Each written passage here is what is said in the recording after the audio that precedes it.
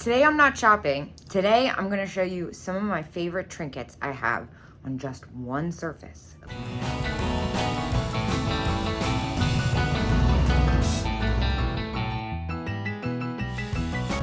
So this is kind of what it looks like. This is my shelf of favorite tiny things, basically. I'm gonna start over here. This lamp, okay, if you guys can't tell, I like love lamps and lightings. All of these light up like the candle flames. I used to have more on my vanity. Now I have 1, 2, 3, 4 lamps on my vanity. I feel like that's not overkill at all. This is actually my second bittersweet vase. It was a gift from my friend Sandy. Oh, this lamp's super cool too because it's actually like a 4-way. Hold on, there's so many knobs on this thing. Yeah, see, it lights up fiber optic and then the flames. And I love a good red bulb. I actually got this lamp for 20 bucks and found this shade on another lamp. And then this, I got at a yard sale actually in Baltimore. Above this lamp hangs my taxidermy dove and my friend Michael that Jocelyn gave me when we first became friends. Speaking of friends, I also have my pixies. When I first became friends with Dagny, she had sent these to me as a photo trying to identify them, and I freaked out. I was like, oh my God. And I ended up buying one, and she sent me the other. How sweet is that? But back to the shelf. So we have my bittersweet, and then we have Napoleon Frog. He's an artist-made frog, very unusual. I just think he's great. And you know, I love a good weird Santa Claus with the rubber face. I've tried to get rid of that a couple times, but it has a little bit of sentimental value since I got it from Old Sledworks. Old Sledworks was a museum in Duncannon, Pennsylvania. Speaking of which, when it did close, the owner gave me this mirror from one of the cigarette dispenser ads, and it's one of my favorite things, which is why it's on this wall. We have a drawing that my mom purchased. It's a French one. And then this is one of the last things she gave to me. I think it's the most special thing ever. The frame alone is everything. This is from 1922. It's German. And keeping with the theme, this ram she had framed and bubble wrapped. And I didn't know she had it, but when we were cleaning out the house, I found it under the bed and I had to have it. And this was also my mother's, the unusual dead bird etching. And this was, I can't remember what birthday this was. It was when I was working at the museum. It's a really special piece. It's actually Bernard's portrait of Renoir. It is an etching. But back to the surface at large. So it's no surprise. You guys always hear me talk about how I love weird little dolls. This style is like one of my favorites. Look at how intricate this is. It's insane. I think this is what is this, a miser? I can't remember. I can't even remember what it is. Munzer doll? I think it's a Munzer doll. I know this one is. It's German, super old, absolutely amazing. Then we have, of course, this little doll, which Jocelyn got me last year at Madison Bachville. And, you know, I love a good little locket. And then here's a little plastic lenticular cat that I just couldn't let go of. And this I actually saved from one of my sales. I was going to sell it, and then I just didn't really have the heart to. I think I actually found another, so I kept one and sold one. And this was a gift I gave to my mom a long time ago. And then I love Ormolu. So I have this Ormolu perfume bottle.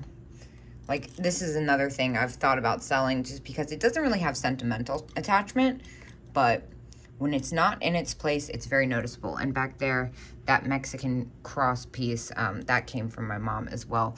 I think the reason she liked it is there's actually a Volkswagen bug charm on there. My mom drove a Volkswagen her entire life. And then one of these I bought in Springfield, Ohio last September, and it sold for crazy money. It was like orange. It was so cool. I bought it at the flea market and sold it on the spot. And I found another one at yesteryear, and I, again, haven't had the heart to sell it, which is a common theme here. Here, I always love these Holt Howard design large pixies. This one, I had like a set of 4 of them, I think, and this is the one that was my favorite. So I just kept this, and this jewelry box is amazing. Unfortunately, the lid's broken, so it's not worth selling. I think I paid like 30 bucks for it. This I actually got at the Carlisle Glass Show this past year. This might go at some point, but I just thought it was so fantastic. I love that pink. It looks like an oil can almost. And then this here, this was my first carnival doll. I love her. I got her at an auction, on-site auction back in the day, like 2019. And keeping with the theme, I got this at Black Rose. It actually came from a pretty recent video. I just didn't have the heart to let it go. It was very me. It might end up in a sale one day, but honestly, the value isn't really there, so I might as well just keep it. That's how I feel about it. And then this I bought off Dagny. I love these little mice.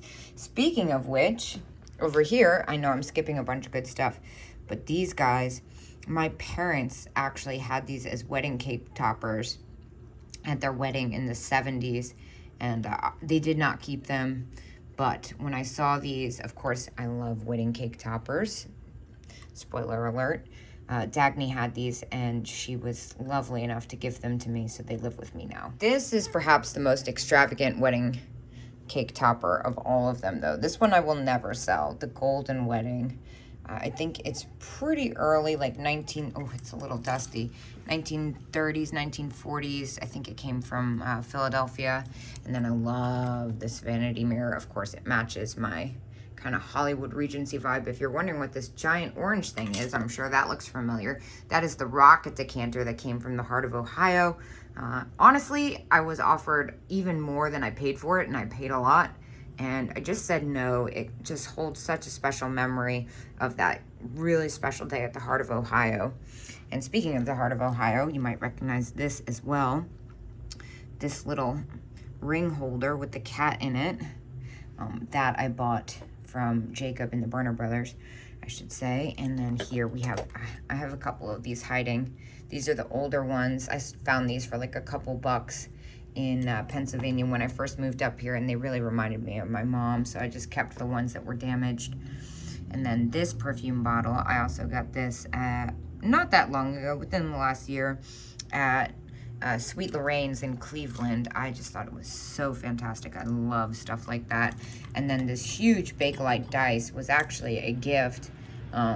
It would have been an insane amount of money, except clearly it's damaged, so with me it lives. And then this, I wouldn't be surprised if you saw on one of my sales at some point. I'm not the most attached to it. I think it's pretty spectacular. It's definitely the best one I've ever seen, this really thin glass duck. I'm just a little hesitant to ship it, and I paid pretty close to retail for it just because I couldn't leave it there. And this little dish. This I meant to buy for resale, and it somehow ended up living with me. Yes, I do have glass eyes in this dish, as well as one of me and my mom and I's favorite game, The Postman. This is one of the game pieces from there. We used to play it religiously every Christmas. And here I have this really fun glass cat that I got from Nancy, and this Empoli bottle, which is a perfume bottle. It's definitely a harder to find color. This pink opaline, I just couldn't resist. I thought it was the neatest thing. It came from one of my friend's collections, and I just thought it was just a really special piece. Neither one of us really knew what exactly it was. We both thought it was French or Italian, and then suspicions were confirmed that it was actually Empoli and just a harder to find one. So it lives with me and my big rocket decanter. And I love the Risque. Check out this little funny turtle lady box. And then here, I found this in Medina, actually. I was supposed to sell it, but I didn't have the heart to. It's Sabino glass. It is signed. Oh, I just think it's so special. The good news is when I find another one, I will sell that one. And this one actually came from the heart of Ohio. I got a really good deal on it. I got a couple of them, and I kept one. This is a very interesting thing. So check this out. This is actually a perfume bottle. And I've seen some since. This was the first time I saw it because I just thought, well, Sandy and I were at the glass show and she was like, look at this little green monkey, haha. And I was like, oh my God, I love it. It's so special. It's green and weird. And sure enough, the guy was like, look, the head pops off.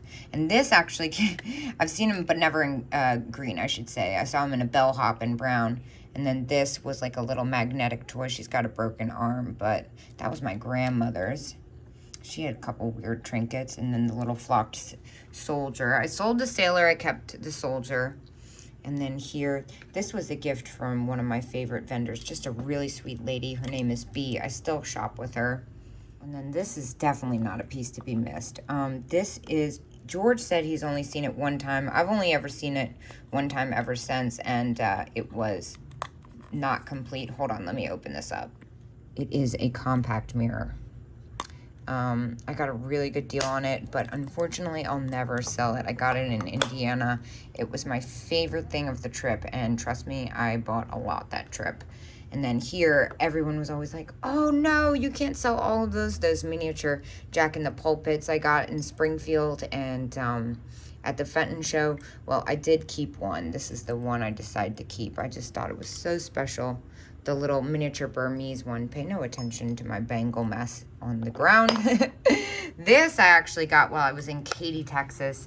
A really special experience when I was driving across country, stumbling upon Katy, this amazing antique store.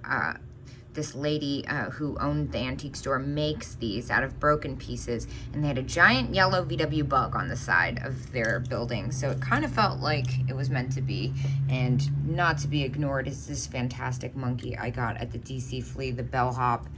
I'm not going to mess with it too much. It's super old and super fragile, but it's absolutely pure perfection. Speaking of pure perfection, is this bronze cat looking in the mirror. How special is that?